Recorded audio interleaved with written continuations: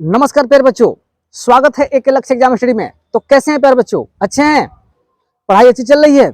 चलिए, बहुत अच्छी बात है।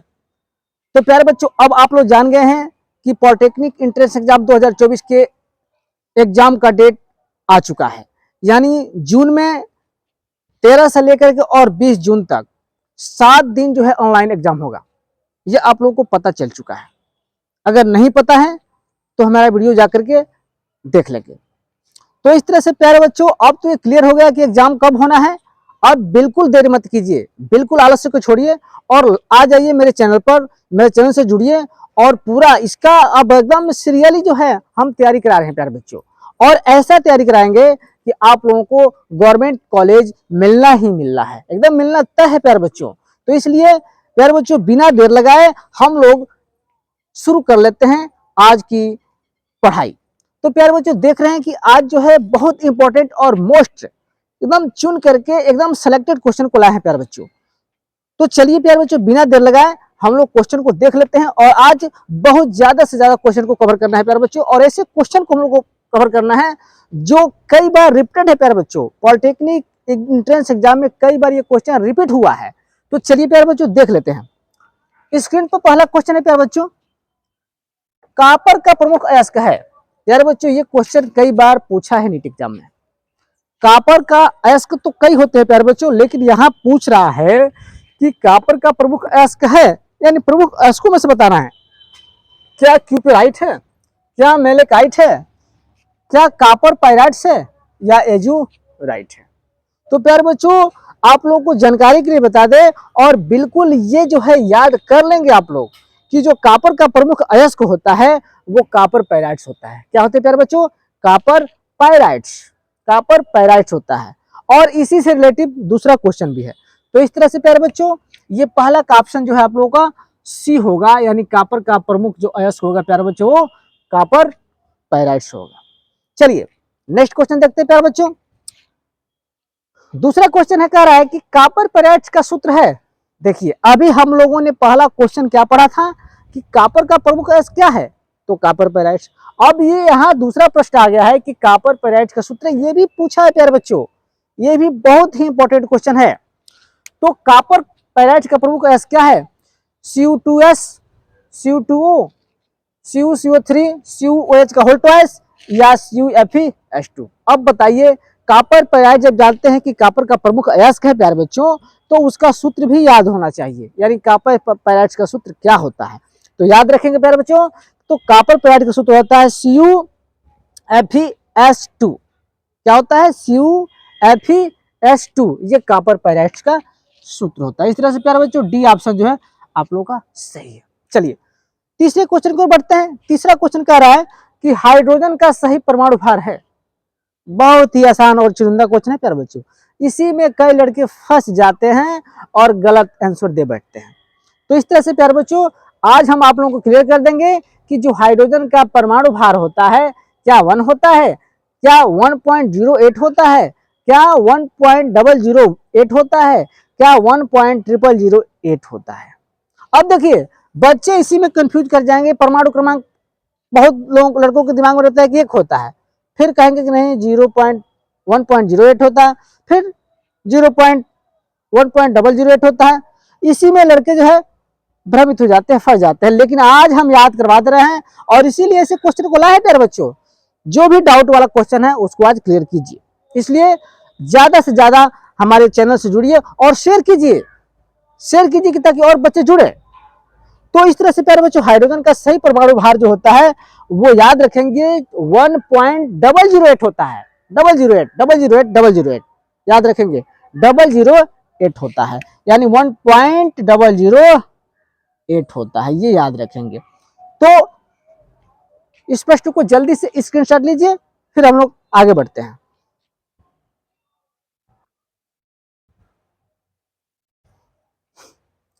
हाँ तो प्यारे बच्चों, अब हम लोग क्वेश्चन नंबर 4 पर पहुंचे हैं। फोर्थ कह रहा है प्यारे बच्चों कि जल में हाइड्रोजन तथा ऑक्सीजन का आयतनानुसार अनुपात होता है। क्या 8:1 होता है, या 1:8 होता है, या 2:1 होता है, या 1:2 होता है। तो प्यारे बच्चों, जैसे आप लोग जानते हैं कि जो जल है उस जल में हाइड्रोजन और ऑक्सीजन अनिवार्य रूप से रहता है, क्योंकि जल जो है हाइड्रोजन और ऑक्सीजन के संयुक्त से बना ही है, इसलिए इसका अनुपात पूछ रहा है, अनुपात। तो क्या होगा प्यारे बच्चों, जैसे आप लोग जानते हैं कि जो जल होता है प्यारे बच्चों वो H2O होता है। तो देख रहे हैं यहाँ हाइड्रोजन जो है 2 है, हाइड्रोजन के 2 परमाणु है और ऑक्सीजन के, यानी 2 संबंधे 1 होगा, यानी कौन सा ऑप्शन होगा सही प्यारे बच्चों, तो ये ऑप्शन नंबर सी होगा, यानी 2 संबंधे 1 होगा प्यारे बच्चों। चलिए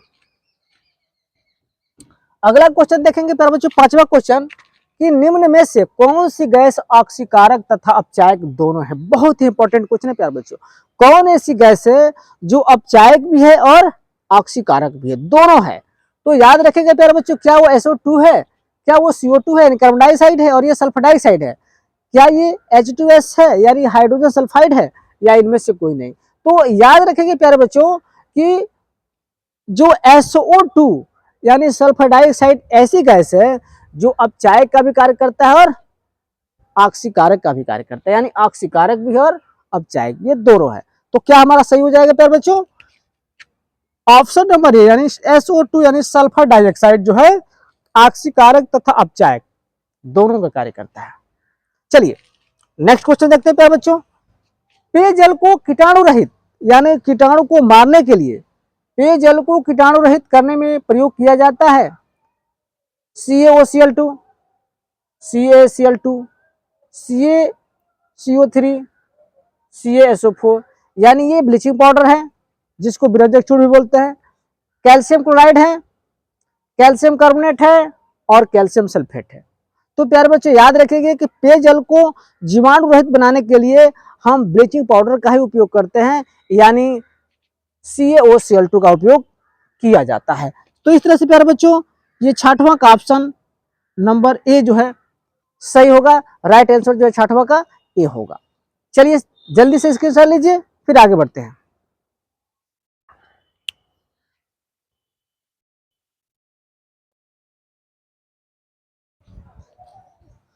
चलिए तो अब हम लोग 7वां क्वेश्चन की ओर बढ़ते हैं। 7वां क्वेश्चन है प्यारे बच्चों, फिटकरी का अणुसूत्र है। बहुत ही चुनिंदा क्वेश्चन है प्यारे बच्चों, बहुत ही इंपॉर्टेंट क्वेश्चन है, कई बार पूछा गया है ये। तो प्यारे बच्चों हम जानते हैं कि कई बच्चे तो इसको रट लिए होंगे, याद कर लिए होंगे कि फिटकरी का जो अणुसूत्र होता है वो K2Cr2, इसमें Cr नहीं होता है प्यारे बच्चों, इसमें होता है K2SO4 Al2SO4 का होल थ्राइस 24H2O। अब इसमें मिलाइए क्योंकि एक जैसा ही मिलता जुलता है, थोड़ा सा डिफरेंस है, K2SO4 Al2SO4 का होल थ्राइस 24H2O। तो इसमें तो K2 है नहीं, ये गलत हो गया, इसमें K2 है, इसमें K2, 3 में K2 है, तो K2SO4, अब देखिए K2SO4 यहाँ ये सही है, ये नहीं हो गया, ये गलत हो गया, K2SO4 Al2, इसका मतलब यही ऑप्शन सही होगा, बी होगा। तो आप लोग इसको बिल्कुल रट लेंगे, जिसको याद है उसके लिए तो सही है, जिसको याद नहीं है उसके लिए थोड़ा सा आप लोग मेहनत करके इसको रट लेंगे कि फिटकरी का जो अणुसूत्र होता है वो K2SO4 Al2SO4 का होल थ्राइस 24H2O होता है। 24 अणु होता है जल के, याद रखिए। चलिए 8वां क्वेश्चन है प्यारे बच्चों, आग बुझाने वाले यंत्रों में प्रयुक्त पदार्थ है, यानी आग बुझाने वाले जो यंत्र होता है उसमें कौन से पदार्थ निम्न में से प्रयुक्त किया जाता है। क्या है वो, Na2CO3 यानी सोडियम कार्बोनेट, HCl हाइड्रोक्लोरिक अम्ल, NaCl यानी सोडियम क्लोराइड और कैल्शियम क्लोराइड। तो आग बुझाने वाले यंत्रों में जो पदार्थ प्रयुक्त किया जाता है वो होता है सोडियम कार्बोनेट। क्या होता है प्यारे बच्चों, सोडियम कार्बोनेट, यानी Na2CO3 Na2CO3 यानी सोडियम कार्बोनेट ये होता है। चलिए 9वां क्वेश्चन है प्यारे बच्चों, मेंडलीफ की आवर्त सारणी में आवर्तों की संख्या है। ये भी एक तरह से क्वेश्चन बन जाता है कभी कभी, क्योंकि ये जो है केमिस्ट्री से मेंडलीफ की आवर्त सारणी से है। और आप लोग जानते हैं प्यारे बच्चों मेंडलीफ की आवर्त सारणी में आवर्तों की कुल संख्या जो होती है, क्या 8 होती है, क्या 9 होती है, क्या 7 होती है और क्या 18 होती है। तो प्यारे बच्चों याद रखेंगे कि जो मेंडलीफ है उनकी सारणी में आवर्तों की संख्या जो होती है प्यारे बच्चों वो 7 होती है। आवर्त जो क्षैतिज होता है प्यारे बच्चों, यानी क्षैतिज जो 7 कॉलम होता है प्यारे बच्चों, वही मेंडलीफ की आवर्तों की संख्या बताता है। तो इस तरह से मेंडलीफ की आवर्त सारणी में आवर्तों की कुल संख्या जो होती है प्यारे बच्चों वो होती है 7 यानी 7 होती है। तो इस तरह से प्यारे बच्चों नौवा का सी जो है राइट आंसर होगा। जल्दी से स्क्रीनशॉट लीजिए, फिर हम लोग आगे बढ़ते हैं।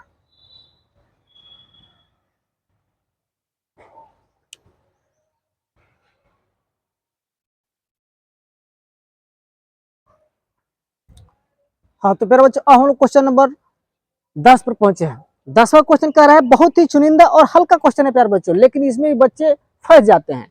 यूरेनियम है, यूरेनियम क्या है? क्या क्षार धातु है, क्या अधातु है, क्या अस्थायी तत्व है, या अंतः संक्रमण धातु है?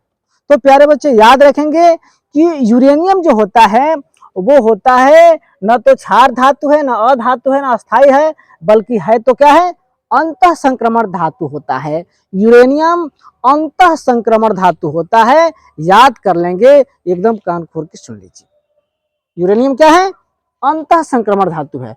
तो इस तरह से प्यारे बच्चों 10वां का ये जो सही आंसर होगा वो होगा डी, अंतः संक्रमण धातु। चलिए अब ये 11 नंबर क्वेश्चन है, बहुत ही अच्छा क्वेश्चन है प्यारे बच्चों।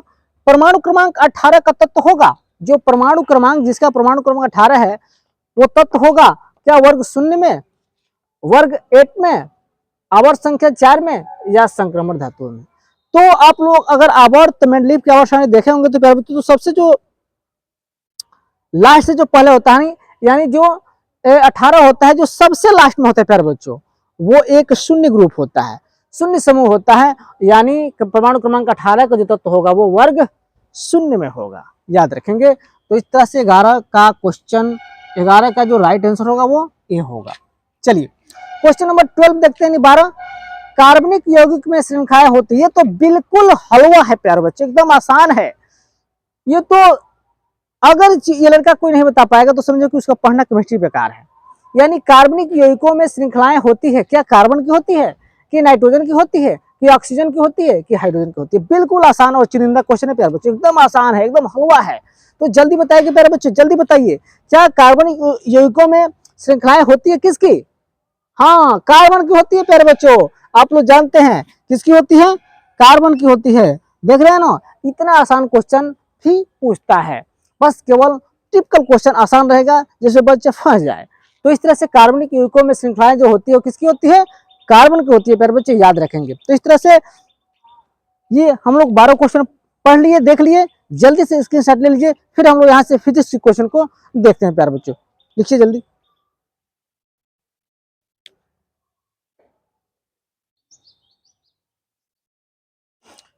हाँ तो प्यारे बच्चों अब हम लोग कुछ जो है फिजिक्स का क्वेश्चन देख लेते हैं। चलिए 30 नंबर क्वेश्चन है प्यारे बच्चों, कह रहे हैं कि गोली दर्पण की फोकस दूरी तथा वक्रता त्रिज्या में संबंध होता है।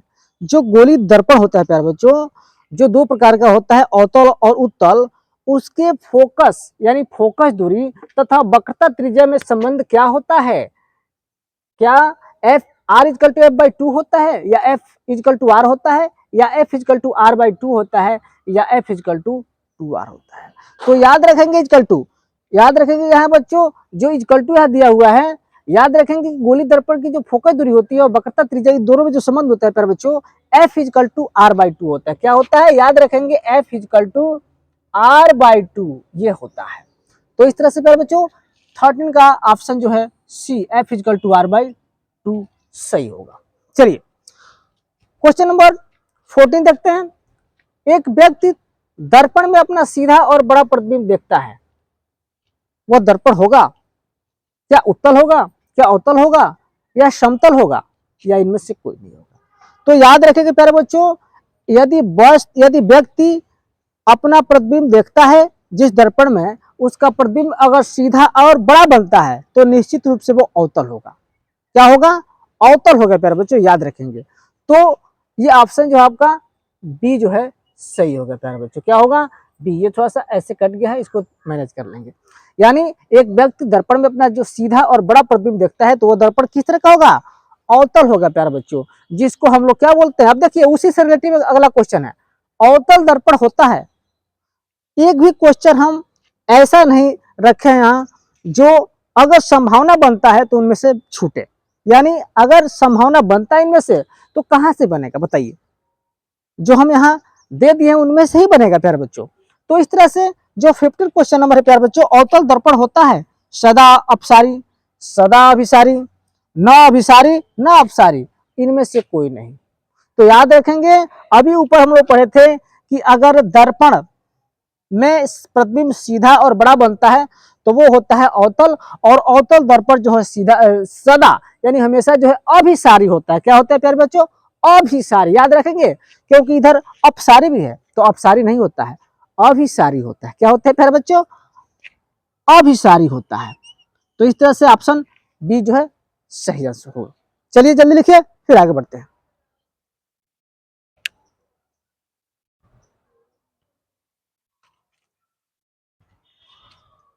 हाँ, तो क्वेश्चन नंबर अब हम लोग देख लेते हैं प्यारे बच्चों 16 कह रहा है कि स्वस्थ नेत्रों का यानी जो स्वस्थ नेत्र है उसके लिए निकटतम बिंदु होता है अनंत होता है, कि 50 सेंटीमीटर होता है, कि 25 सेंटीमीटर होता है, कि 100 सेंटीमीटर होता है। तो याद रखेंगे प्यारे बच्चों कि जो 16 नंबर का आंसर है वो एक स्वस्थ मनुष्य के लिए जो निकट बिंदु होता है प्यारे बच्चों वो 25 यानी 25 सेंटीमीटर होता है। क्या होता है? 25 सेंटीमीटर। तो इस तरह से प्यारे बच्चों ऑप्शन जो है आपका सी सही है। चलिए 17 नंबर देख लेते हैं प्यारे बच्चों। आवेशन की क्रिया में स्थानांतरण होता है, मतलब जब आवेशन होता है तो स्थानांतरण किसका होता है? क्या प्रोटॉनों का होता है, कि इलेक्ट्रॉनों का होता है, कि न्यूट्रॉनों का होता है, कि इनमें से कोई नहीं? तो याद रखेंगे प्यारे बच्चों कि जब आवेशन की क्रिया होता है तो उसमें जो ट्रांसफॉर्मेशन यानी स्थानांतरण होता है प्यारे बच्चों वो इलेक्ट्रॉनों का होता है। किसका होता है? इलेक्ट्रॉनों का। तो इस तरह से प्यारे बच्चों ये ऑप्शन जो है आपका बी जो है सही होगा। बी जो है यहाँ से होगा, इसका जो है सी सही होगा प्यारे बच्चों जो हम बताए हैं। चलिए 18 नंबर है, कह रहा है कि विद्युत सेल स्रोत है, किसका स्रोत है? विद्युत धारा का, विद्युत आवेश का, इलेक्ट्रॉनों का। तो याद रखेंगे जो विद्युत सेल होता है वो स्रोत किसका होता है? विद्युत ऊर्जा का, यानी इलेक्ट्रिक एनर्जी का स्रोत होता है कौन? विद्युत सेल। तो इस तरह से 18 का जो सही आंसर होगा प्यारे बच्चों वो डी होगा, यानी विद्युत ऊर्जा का। जल्दी से लिखिए, फिर हम लोग आगे बढ़ते हैं।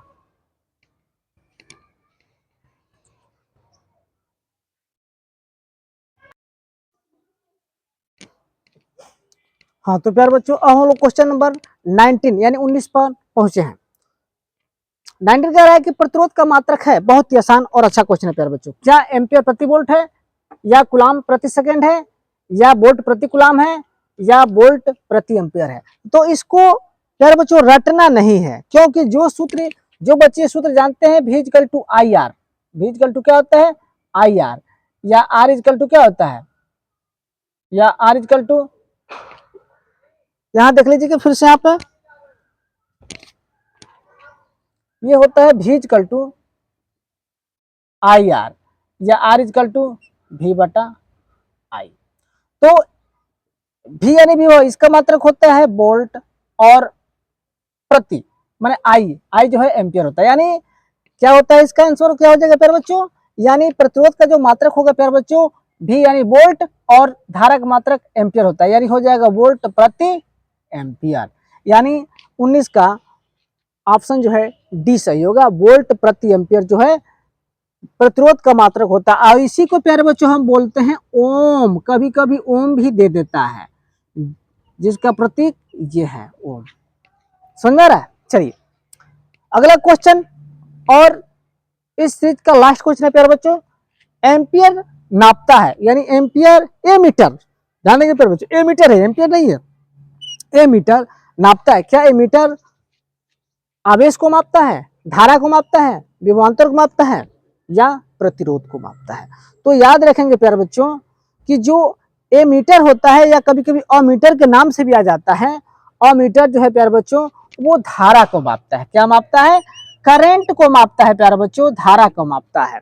तो इस तरह से प्यारे बच्चों याद रखेंगे कि जो अमीटर होता है या एमीटर होता है वो किसको मापता है? धारा को मापता है। तो इस तरह से प्यारे बच्चों आज जो हम 20 क्वेश्चन लेके आए थे, फिर अगले दिन नेक्स्ट वीडियो में प्रयास करेंगे कि इससे भी ज्यादा और अच्छे अच्छे क्वेश्चन लेकर आए।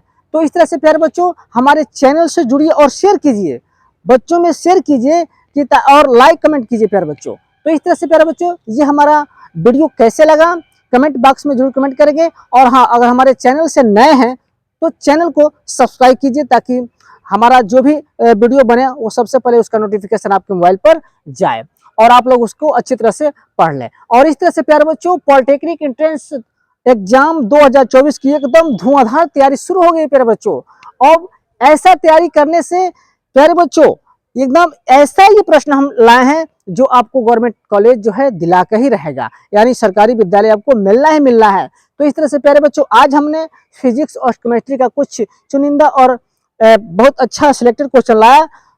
प्रयास करेंगे कि अगले वीडियो में इससे भी अच्छा क्वेश्चन लाएं। और हाँ, मैथ का भी क्वेश्चन बहुत जल्द हम लेकर के बहुत अच्छे अच्छे क्वेश्चन लेकर के आने वाले हैं। तो इस तरह से प्यारे बच्चों हम हमारा सपोर्ट कीजिए, लाइक कमेंट की संख्या को बढ़ाइए और शेयर कीजिए ताकि अधिक से अधिक बच्चे हमारे चैनल से जुड़े। तो इस तरह से प्यारे बच्चों ये हमारा वीडियो कैसा लगा कमेंट बॉक्स में जरूर कमेंट करेंगे।